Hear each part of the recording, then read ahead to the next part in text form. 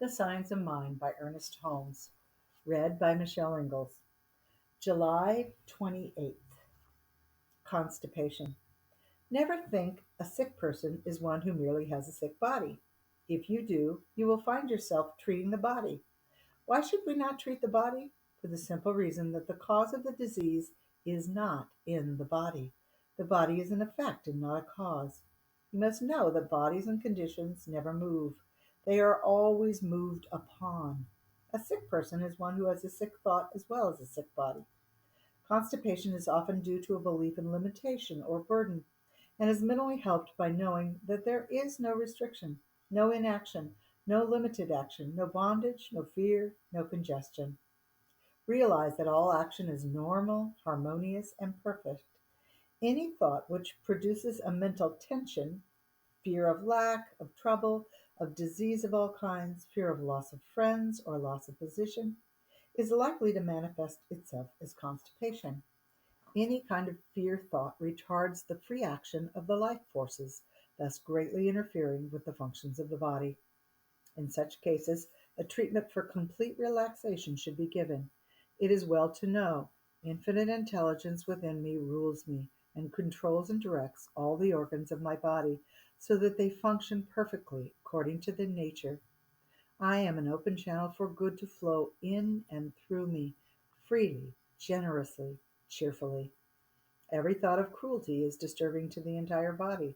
Solomon tells us that he that is cruel troubleth his own flesh. And every adverse thought is cruel.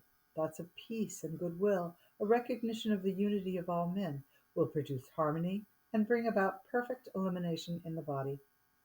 It is necessary that we release all thought, as well as things, that clutter up our lives. We are reminded that there is something resembling the divine in the intelligence and fearlessness of the organs of our body, in the way that they take that which is necessary to their sustenance and well being, and release that which is not needed.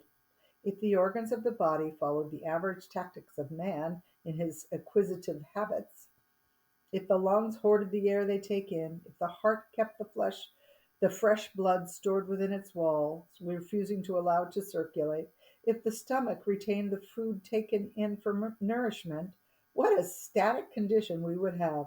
But the very reverse is true.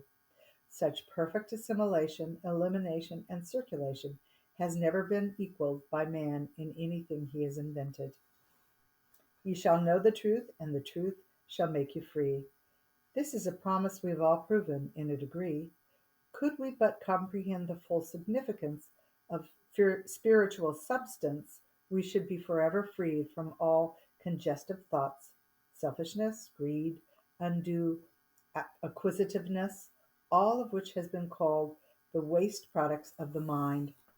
Understanding this it naturally follows we should be freed from their effects. Very often the word of healing is spoken and does not appear to operate because hindered by some obstruction. Some people are obstinate, resistant, stubborn, and they must be healed of these beliefs. The practitioner must know that there is no resistance to truth and no thought anywhere which can prevent the consciousness from perceiving the truth. Whatever the false condition is, array mental argument against it. Turn the thought over and over until, either by reason or by chance, you hit upon the thing that is wrong. Anyone can help the sick who can get away from the effect long enough to perceive a different cause, a perfect cause, back of what appears to be an imperfect effect. A thought of love is always healing, and particularly so in the case of constipation.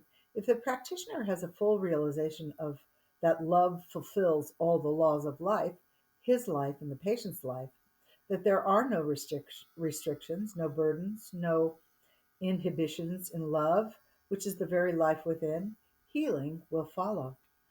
If one would take time, once a day at least, to let go of all that is not true and lay hold of reality, let go of doubt, distrust, worry, condemnation, and fear, and lay hold of life in its expressions of beauty, truth, and wholeness, his mental congestion would be healed. Keep the mind and body open to the reception of truth. It is the static, fixed, inflexible outlook which produces a tendency on the part of the body and its muscles and functions to become tense and underactive. Hold steadfastly to the thought that all of life is in a state of eternal flow. Relax your thought and allow the free flow of life in and through you and your body. It will respond to its healing activity. Inaction will quickly disappear into its natural nothingness in the rhythm and harmony of all your bodily functions.